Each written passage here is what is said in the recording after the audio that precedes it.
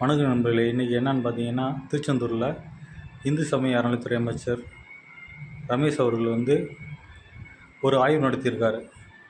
எப்படின்னா, ஒரு சாதாரண நபர் போல் கோயிலுக்கு போய் தான் விரைவாக போய் தரிசனம் செய்யணும்னு சொல்லி அர்ச்சகர்கிட்ட கேட்டிருக்காரு. அதுக்கு அர்ச்சகர்கள் வழக்கம் போல் 1000 ரூபா கொடுத்தா போய் விரைவாக முருகனை பார்த்துடலாம், சாமியை பார்த்துடலாம் அப்படின்னு சொல்லியிருக்காங்க.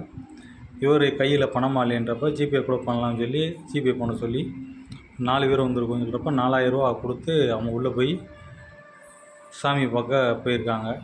உள்ளே போய் தான் அமைச்சர் என்பதை சொல்லி அந்த அர்ச்சகர்களுக்கு இனிமேல் இந்த தவறுகளை செய்ய மாட்டேன் என்று கைப்பட கடிதமாக எழுதி வாங்கியுள்ளார்.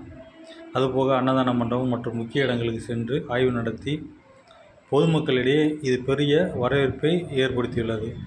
சில நாட்களாக அமைச்சர்களை பற்றி கேலியும் கிண்டலும் சமூக ஊடகம் மூலமாக பொதுமக்கள் என்ற போர்வையில் திமுகவினர் செய்து கொண்டிருக்கிறார்கள். இதற்கு சரியான பதிலடியாக இந்த அமைச்சரின் இந்த ஆய்வு அமைந்திருக்கிறது. நன்றி.